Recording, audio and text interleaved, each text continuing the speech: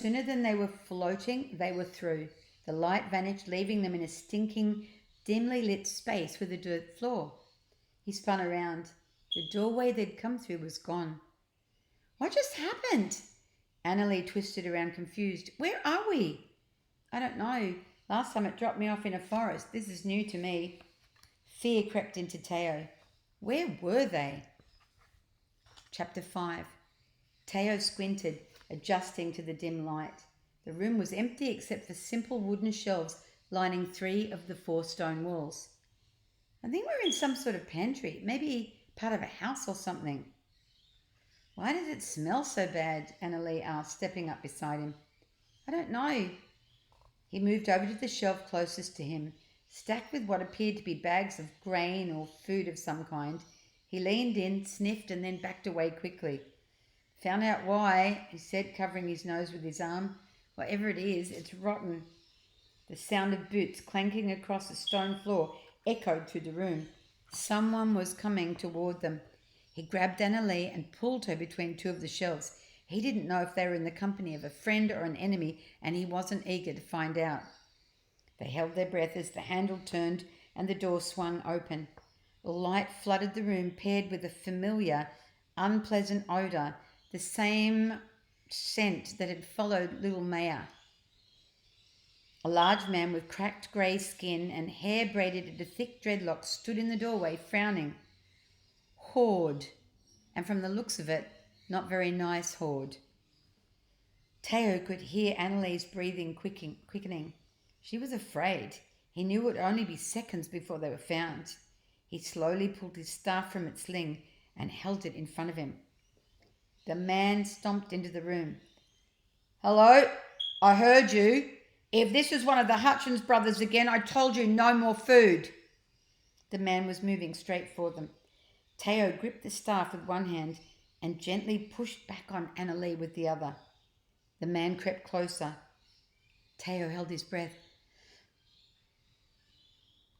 2 dark grey eyes locked on them. Teo swung his staff high, striking the man's jaw with a crack. The man jerked back, startled. Teo saw their opening and took off running, with Annalie stumbling behind him. They tore through the door and found themselves in a small house, but he didn't stop to figure out which way to go. He just ran. They rounded a corner, found themselves in what appeared to be a kitchen, and came to a screeching halt. Where was the door? He spun around to find another way, but the man was standing in the hall, scowling. Teo threw his staff with all his might, but this time the man was ready. The man snatched it from the air, tossed it to the ground, and was on them before they could move. He grabbed them tightly by their shoulders at arm's length and looked them over. Well, by the fangs of Tila, what do we have here?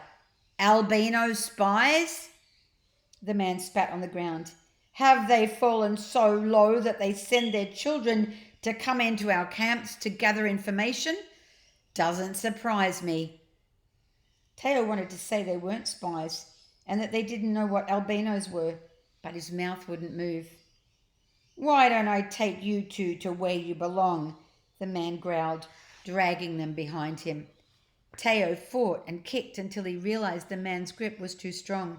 He glanced over to Annalie, catching her eye. He wished he hadn't. He could see her panic. Why would Talia send them here? He feared for her even more than he feared for his own safety. The man pulled them to the door and into a bustling street market where the people, assuming horde were actually people, traded and argued and played and moved about. They all looked like Maya and the man who had them. Men, women and children, all with the same smelly, flaking grey skin and dark eyes. They had to be in one of the horde cities that Maya had talked about.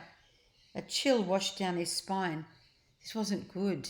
It wasn't good at all. The horde went about their business as the man hurled them down the street, but that didn't mean that Teo and Annalie passed unnoticed. Seeing 2 kids with smooth skin was certainly a rare thing in this city, but as soon as they passed, people returned to their business. They weren't a threat to the horde, only a curiosity. The man pulled them past a group of horde children some who appeared to be their age playing a game like soccer. As the three passed by, the children stopped their play, staring. What would it be like to live looking like them? He couldn't help but wonder. He was brought out of his thoughts when one of the children spat in his direction. The rest of the children followed suit. Albinos, one of them called. Albinos? He and Annalie were albinos, and they weren't well liked here. The man dragged them into a stone building and led them down a dank passage. This place was much darker than the pantry of rotting food. They turned down another passage. Rooms with iron doors and bars for windows lined the rock wall. A dungeon. The man opened one of the doors and shoved Annalie and Theo inside. One of our nicest rooms. Enjoy. He slammed the door closed, leaving them in the cold, damp cell. This isn't good, Annalie said. Her voice was thin and shaky. Theo ran his hands up and down the bars. He pushed and then pulled. They wouldn't budge. The cell was almost completely dark. The only light trickled through the barred window-like opening at the top of the wall. When night came, there would be no more light. Darkness. The familiar fear clawed deeper into his memory. Look, there they are in that jail.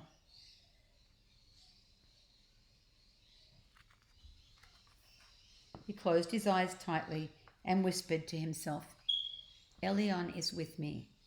Nothing can hurt Elion, so nothing can hurt me. I fear nothing. But the fear didn't leave. He was no longer certain of his protection. What are you saying? Annalie asked. Just trying to remember my last seal. He sat down on the dirt floor. I'm so sorry. I don't know what's happening. This isn't like the last time. Bringing you here was a mistake. Silence engulfed the room. He didn't know what else to say to her, so he sat quietly, fidgeting with the laces of his Converse. Annalie let out a sigh and slid down the wall across from him. We just need to figure out what to do. How about your Roosh friends? What would they do if they were here? Not get captured, for one thing, he said, frustrated. I don't know.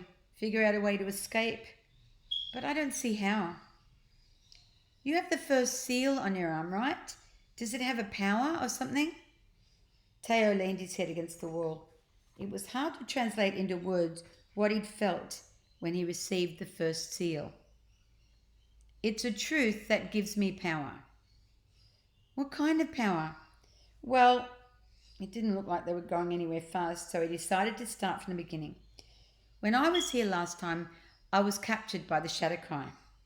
The bad bats, right? She was listening this time. They put a fear in me, a fear of Elion. They told me he was cruel and that he punished those who failed him. They convinced me that he was a monster. But all of that went away when I met him because he's the opposite of fear. Really? How so? Theo took a deep breath and pulled up his sleeve. The white circle glowed on his arm. White, he said aloud. Elion is the light. Nothing can threaten him. I don't understand. He showed me who he really is. Nothing can hurt him. Nothing can disappoint him. That's the first seal. He showed me that he loved me no matter what I did and that I don't have to fear because he's always with me and I'm always with him. I know it sounds silly, but I was filled with so much courage and the truth felt weird to say, especially in front of a girl. Courage and love. So? She paused. Who is he? Who is Elion? Theo closed his eyes, thinking of how many times he'd asked Roosh the same question. I don't think I could tell you who he really is. I don't think I'd do him justice. But in our world, we call him God. He paused as the same confidence and wonder he'd experienced with the boy on the beach edged back into his mind. As a friend once said to me, he's indescribable. If you ever meet him, you'll know. She could barely see Annalie's face in the dark cell, but he had her thinking. He knew it because his own fear had eased and she could surely hear that in his voice. Simply talking about Elion had a way of bringing a calming peace. He let that peace settle over them. So, what's the second seal? I don't know, he said. That's why you're here. Not sure I'll be much help, she said, looking away. I don't even understand what Talia said to me. He remembered, when you love the one you first despised, you will find the seal. Or something like that. Right, but I don't despise anyone except maybe Asher. He wasn't exactly a fan of Asher's either, but surely Talia hadn't meant Asher. He didn't know what else to say, so the silence returned. They leaned against the dungeon walls and waited in the dark. No one came. Nothing changed. They were just two kids wondering if they'd been left to rot. In that empty silence, Annalise started humming. She rocked back and forth, holding her arms over the striped dress covering her legs. Annalie, are you okay? Yes, of course. I finally decided that this is all a dream. There's absolutely nothing to be afraid of. Soon I'll wake up and laugh about how Teo Dunnery was in my dreams. This isn't a dream, he said. He was irritated with her doubt, especially after he'd told her about Elion. But at the same time, he knew how she felt. How many times had he thought the same thing before realizing the truth? This is real. I don't believe you, she snapped. I mean, it makes no sense. Even your seals don't make sense. If you learned that nothing can hurt you and this man named Elion told you that nothing could hurt you, then why are you still so afraid? I'm just what? See, you don't even know. Elion sounds like the stories I heard in church as a little girl. He promises to be there but never shows up when you need him. Where is he now? Why hasn't he saved us? Annalie, what else could he say to make her believe? Forget it. I know I'm dreaming now, so just go away. Teo felt defeated. He tried to explain Elion, but there was no way she could understand the first seal like he did. Or maybe he didn't know Elion as well as he thought he did. This new question came crashing in with another dose of fear. The door squeaked open. His heart beat wildly. The same man who tossed him in the dungeon stood in the doorway. A second man stood behind him, holding a torch. You two must be special because they want to see you, the Horde man scoffed. Wake up, Annalie muttered as if to herself. This is all a dream. Wake up. What's up with her? The man said with a nod toward Annalie. He clamped chains down around Teo's wrist. The memory of the Shattukai ropes binding him came back. The black fog. He tried to shake away the fear. The man yanked Annalie to her feet and shackled her wrists. Don't dally, the other man snarled. They're waiting. Teo wondered who they were and what they wanted. Whatever it wasn't good. The men led them up a flight of stairs to a chamber where 4 Horde sat behind a long stone table. Others gathered around them, waiting in silence. They were in a courtroom or something. Annalie and Teo were directed to the middle of the room. Face the council! The man at the centre of the table glared at them, lips flat.